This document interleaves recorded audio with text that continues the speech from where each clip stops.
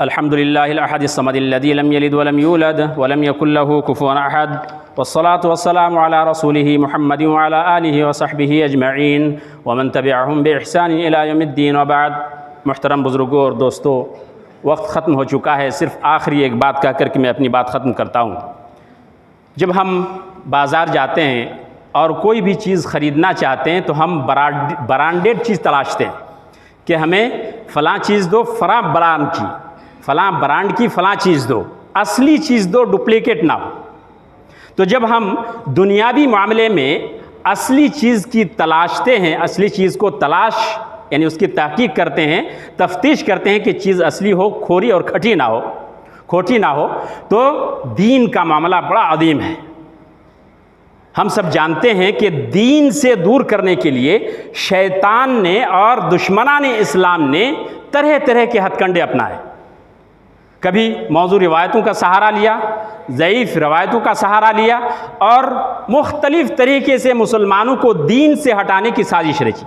انہی میں سے ایک ہتھ کنڈا یہ بھی ہے کہ لوگوں کو صحیح سنت سے ہٹا کر کے، پھیر کر کے، سنت سے دور کر کے لوگوں کو صحیح راستے سے، صحیح اسلام سے پھیر دیا جائے۔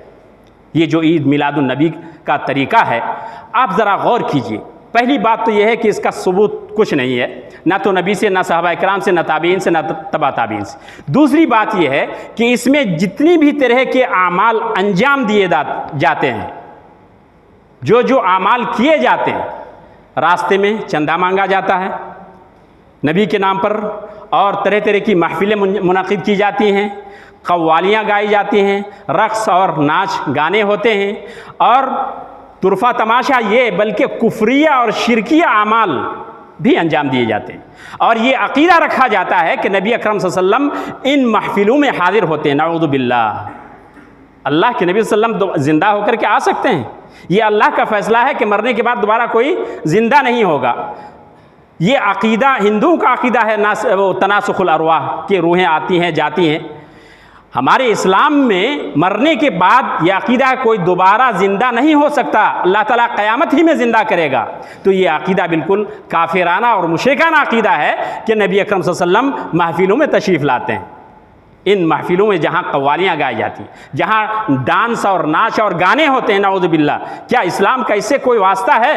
اور پھر میرے بھائیو غور کیجئے کہ اسلام کو ایسی چیزوں سے، ایسے خرافات سے کیا فائدہ ہونے والا ہے؟ کچھ فائدہ ہوگا، کچھ بھلا ہوگا؟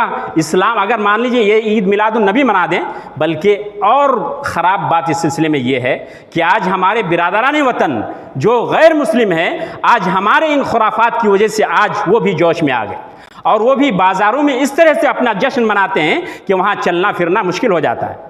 وہ صرف ہمارے ریئیکشن میں، ہمارے دیکھا دیکھی ہم عید میلاد النبی میں بازاروں کو جام کر کے جگہ جگہ لائٹنگ کرتے ہیں، محفلیں منعقد کرتے ہیں اور جلوس نکالتے ہیں۔ اسلام کا اس سے کوئی واسطہ نہیں میرے بھائیوں۔ اس لیے حضرت عائشہ رضی اللہ عنہ کی حدیث، من احدث فی امرنا ھذا ما لیس منہ فہو رد، جس نے اگر اس دین اسلام میں کوئی ایسی نئی بات ایجاد کی جس کا کتاب و سنت سے کوئی ثبوت نہیں ہے، فہو رد، تو مردود ہے، باطل ہے، ناقابل عمل ہے۔ لہذا عید میلاد النبی منانا اسلام میں اس کی کسی طرح کی کوئی گنجائش نہیں۔ لہذا ہم تمام مسلمانوں کو ایسے خرافات سے بچنا چاہیے، اور خاص کر کے نبی اکرم صلی اللہ علیہ وسلم کا جو طریقہ ہے، آپ کی جو سنت ہے، اس کی پیروی کرنی چاہیے، نہ کہ بدعات اور خرافات کو انجام دینا چاہیے۔ اللہ رب العالمین سے دعا ہے کہ کتاب و سنت کو صحیح، اس کی تعلیمات کو صحیح طور پر سمجھنے، اور اس طرح کے بدعات اور خرافات، شرکیہ اور مشرکانہ اعمال اور اقوال کو